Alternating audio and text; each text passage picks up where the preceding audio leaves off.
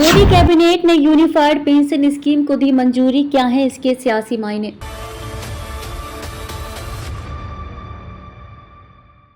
नमस्कार, मैं खुशी और आप देख रहे हैं स्वतंत्र भारत न्यूज। आइए नजर डालते हैं इस वक्त की खास खबर पर। केंद्रीय कर्मचारियों के बीच पुराने पेंशन को लागू करने की बढ़ती मांग के बीच केंद्र सरकार ने अहम निर्णय लिया है।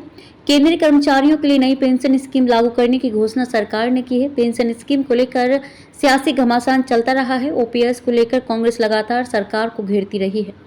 ऐसे में पीएम नरेंद्र मोदी नीत केंद्र सरकार ने शनिवार को एक बड़ा फैसला लेते हुए देश में पेंशन योजना का नया प्रारूप पेश किया, जिसे एकीकृत पेंशन योजना अथवा यूनिफाइड पेंशन स्कीम नाम दिया गया है।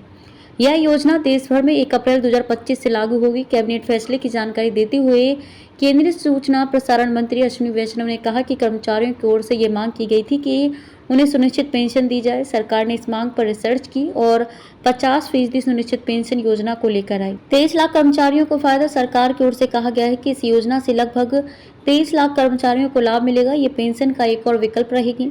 देश में मौजूद नेशनल पेंशन स्कीम एनपीएस फिलहाल जारी रहेगी। कर्मचारियों को पुरानी और नई योजना में से किसी एक को चुनने का विकल्प रहेगा।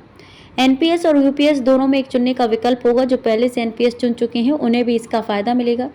रोचक है कि इस योजना को लागू करने से पहले पीएम मोदी ने दिन में केंद्रीय कर्मचारियों से जुड़े संगठनों के प्रतिनिधियों से मुलाकात की थी। 25 साल या उससे ज्यादा समय तक नौकरी करने वालों को पूरा लाभ मिलेगा। पेंशन तय करने के लिए रिटायरमेंट के वक्त पिछले 12 महीनों में ली गई सैलरी के बेसिक हिस्से का औसत निकालकर पेंशन तय होगी। मोटे तौर पर ये बेसिक का 50% पेंशन के तौर पर मिलेगा। नौकरी में रहते हुए अगर कर्मचारी का निधन होता है तो उसके परिवार या साथी को फैमिली पेंशन का 60 मिलेगा।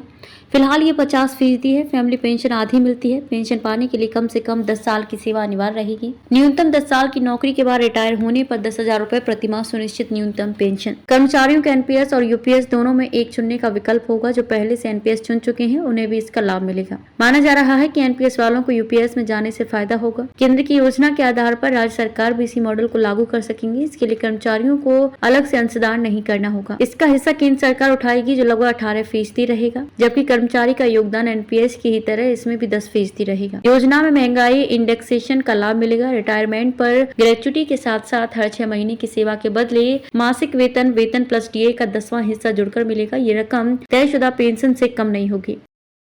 अब तक के लिए बस इतना ही। फिर होगी आपसे मुलाकात ऐसी एक और खास खबर के साथ। तब तक के लिए नमस्कार और देखते रहिए स्वतंत्र भारत न्यूज।